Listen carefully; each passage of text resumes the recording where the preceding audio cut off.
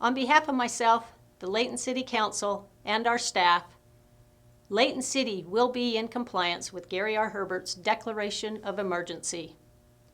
Layton City will be temporarily postponing all of our organized athletics and recreational programs and any class schedules through our Parks and Rec Department.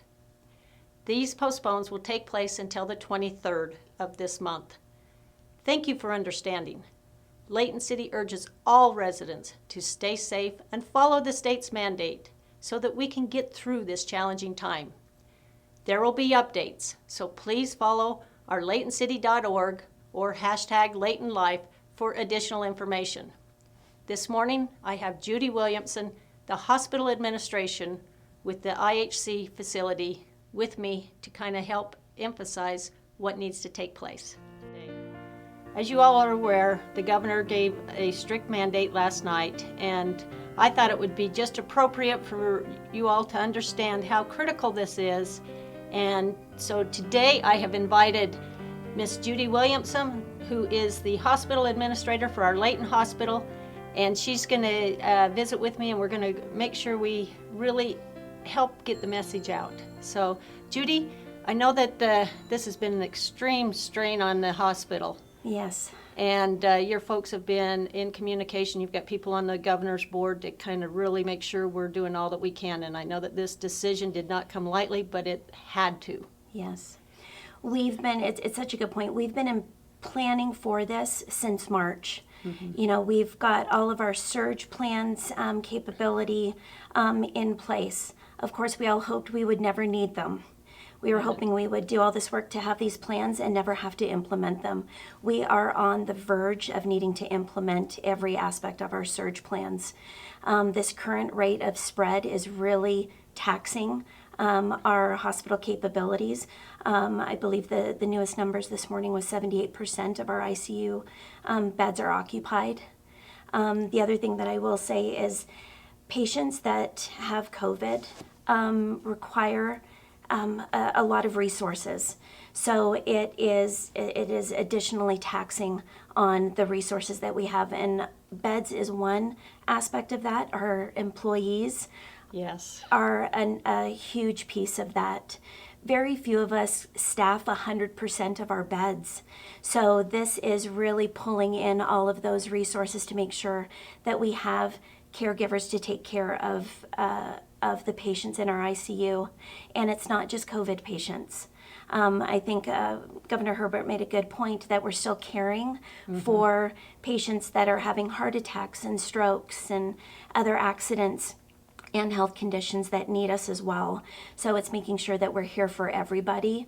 And the current rate of spread of COVID is really taxing our resources across the state. So most people don't realize this, but I mean, you're right there in the trenches. You see the impact it has on the employees. Yes. And the fact that it's not just while they're at work. Can you kind of emphasize just the strain it's taken on them? Yeah, this has been so emotionally taxing for everyone, needing, to wear a mask and be socially distanced from people for months now.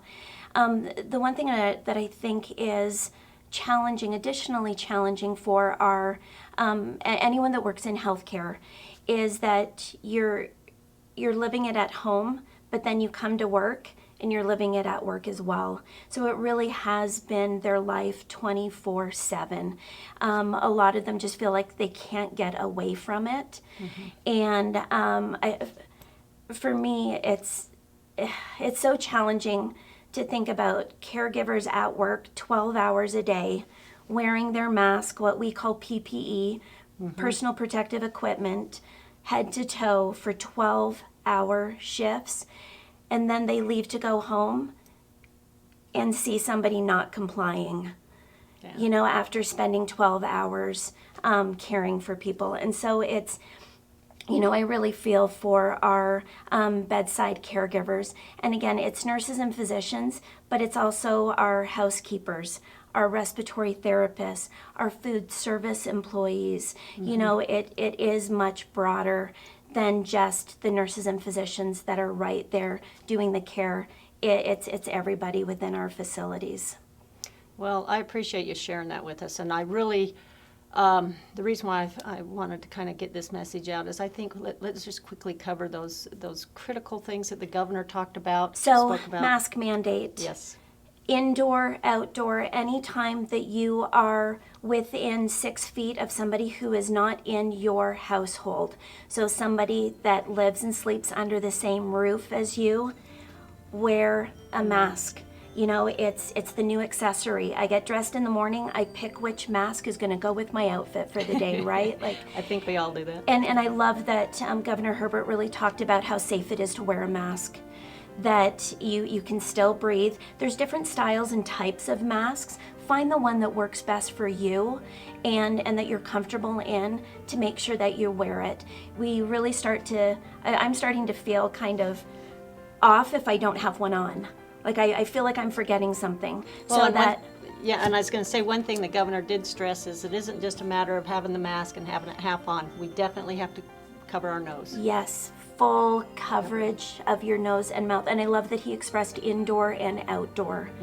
For these next 2 weeks especially, we want to continue even beyond, but for these next 2 weeks, if we can get compliance, high compliance from everybody to wear the masks, I think that is really critical.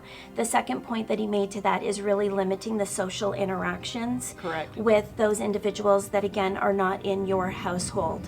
For the next 2 weeks until November 23rd, limit those interactions as much as you can, and wear your masks. We can all do this together. We really can. Yeah, and that's the Utah way. I Yeah. mean, that's how we all know how to get along. And like I said, this is unfortunate we're here, but we're all gonna kind of do our part. Yeah. So. Thank you.